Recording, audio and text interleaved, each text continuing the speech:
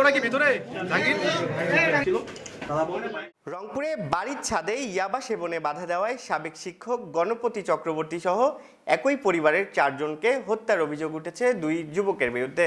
এ ঘটনায় সিদ্ধার্থ ও মুগ্ধ নামে মামাতো খালাতো 2 ভাইকে আটক করেছে পুলিশ। রোববার দুপুরে প্রেস ব্রিফিংয়ে রংপুর মহানগর পুলিশ কমিশনার মোহাম্মদ আব্দুল মাহবুদ জানিয়েছেন, বৃহস্পতিবার রাতে গণপতি চক্রবর্তীর বাড়ির ছাদে ইয়াবা সেবনের সময় তাদের দেখে ফেলেন গণপতি। বিষয়টি প্রকাশ হয়ে যাওয়ার আশঙ্কায় প্রথমে তাকে গামছা পেঁচিয়ে হত্যা করা হয়। পরে একে একে তার স্ত্রী প্রীতিলতা, মেয়ে আগামী ও ঘুমন্ত 12 বছরের শিশু আয়ুষকে গলায় রশি পেঁচিয়ে হত্যা করা হয়। পুলিশ জানায়, হত্যার পর আলামত নষ্ট ও ঘটনাকে ভিন্ন খাতে নেওয়ার চেষ্টা করেন অভিযুক্তরা।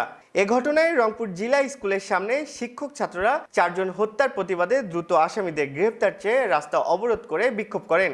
এদিকে শনিবার রাতে তালাবদ্ধ বাড়ি থেকে 4 জনের মরদেহ উদ্ধার করে পুলিশ। এ ঘটনায় কোতোয়ালি থানায় একটি হত্যা মামলা দায়ের হয়েছে।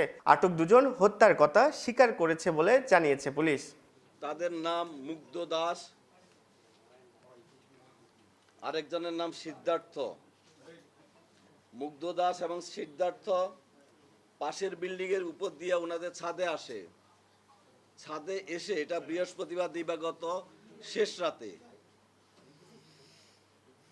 তারা 2 জন সম্পর্কে মামাতো ভাই। ছাদে এসে ওই ছাদে বসে তারা নেশা করে, ইয়াবা সেবন করে। ইয়াবা সেবন করাকালীন গণপতি স্যার, আমাদের ভিকটিম গণপতি চক্রবর্তী স্যার যখন উপরে সাউন্ড শুনে তিনি উপরে যান। খালি গায়ে ছিলেন, কাঁধে একটা গামছা ছিল।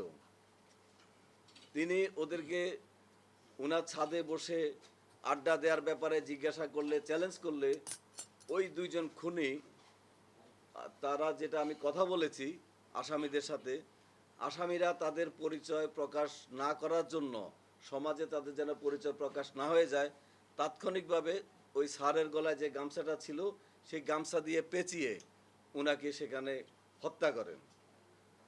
গণপতি চক্রবর্তী স্যার যখন স্যারকে খুন করা হচ্ছে তখন উনি বাঁচার জন্য আপ্রাণ চেষ্টা করে এবং কিছু শব্দ হয়।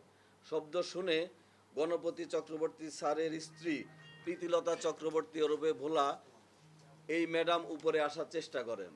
উপরে আসার সময় ওই 2 জন খুনি উনাকে সিঁড়ির মধ্যেই গলায় গামছা পেঁচিয়ে, সেখানে ছাদের উপরে কাপড় চোপড় ছিল, পুরনো এটা গামছা পেঁচিয়ে উনাকে সিঁড়ির মধ্যে হত্যা করেন। উনার চিৎকার চেঁচামেচিতে উনার মেয়ে প্রার্থী চক্রবর্তী, বয়স 25,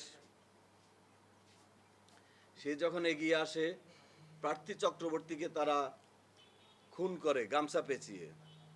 খুনিদের বক্তব্যে আমি যেটা শুনলাম, প্রার্থী চক্রবর্তী মারা যাচ্ছিল না, প্রায় 4-5 মিনিট লাগে তার প্রাণ যাওয়ার ক্ষেত্রে। সেই সময় তারা রশি দিয়ে তার গলায় এবং মুখে পেঁচিয়ে ধরে। একটা প্যাচ গলার উপর দিয়ে যায়, একটা প্যাচ মুখের উপর দিয়ে যায়। তারা এত জোরে এই রশিটা টান দেয়, তার মুখের চোয়াল ভেঙে যায় এবং চোখটা ঠিকরে বের হয়ে যায়। উনাকে মারার পরে খুনিদ্বয় চিন্তা করলো এই নিচে যায়। নিচে যাওয়ার পরে ছোট ছেলেটা, যার কথা বললে আমি আবেগপ্রবণ হয়ে যাই,